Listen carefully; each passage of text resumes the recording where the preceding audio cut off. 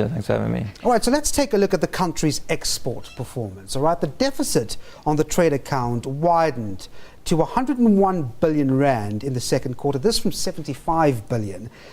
This is, months after the platinum strike was over. It's still a reminder that that had an enormous effect on the country's output, didn't it? Sure, it had a huge effect, and concerningly, we're seeing export growth contract even more than we're seeing import growth. I mean, we would have thought that being in quite a wide trade deficit arena already with a negative rand, that we might have seen imports start to slow, which would have narrowed the deficit. But unfortunately, what we're seeing is exports actually slowing even more than imports, and that's a particularly concerning sign.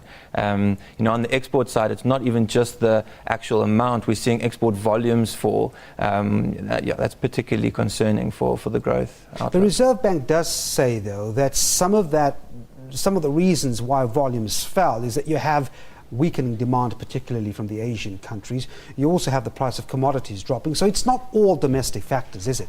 Sure. I mean, it's definitely, those factors are important and they're clearly driving the deficit.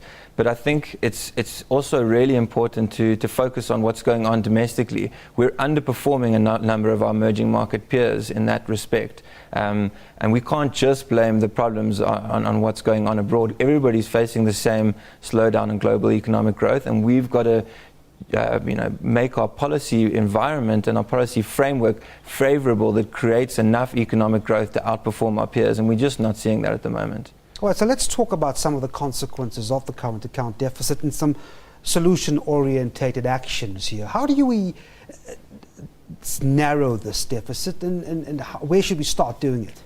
Well, I think the first aspect that's important to note is what it's going to result in the economy. And because the deficit is wide, what it means is that we're importing more than we export, and we need to fund that somehow, and we do that by going into debt.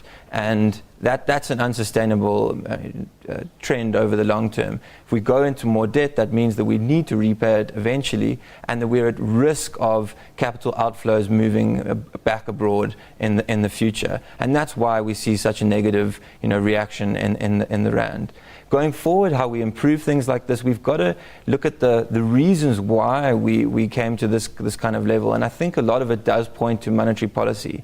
Yeah. We're running negative real interest rates in South Africa, which means the inflation is above where the repo rate is.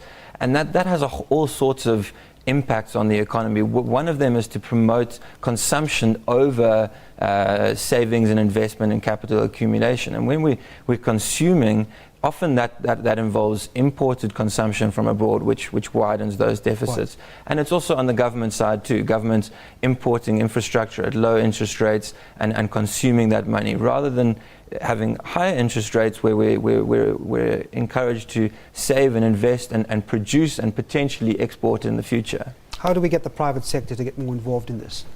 Well, you raise a very important point. I mean, clearly the numbers show quite a disparity between private sector performance and government performance. We saw that in the gross fixed capital formation data, where private sector quarter-on-quarter growth was actually negative for the first time in a couple of years, whereas government growth is strong. It's 8.9% quarter-on-quarter. Mm. So clearly private sector is not willing to, the economic environment is not encouraging enough for them, whereas government is trying to take up the slack. And government needs to, I think, rather than just focusing on taking up the slack, they need to look at why that's happening. And they're not creating the environment where the private sector feels emboldened to put their capital into the economy. And that comes down to, yes, things like monetary policy and things like the rand, but also things like regulation, labor regulation, even things like immigration policy. We're seeing the last few months that the government has tightened up things on visa regulation, and it's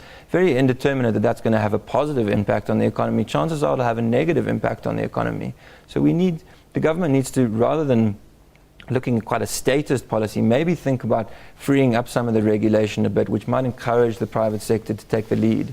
Before I let you go, should we be concerned about how the ratings agency views this number?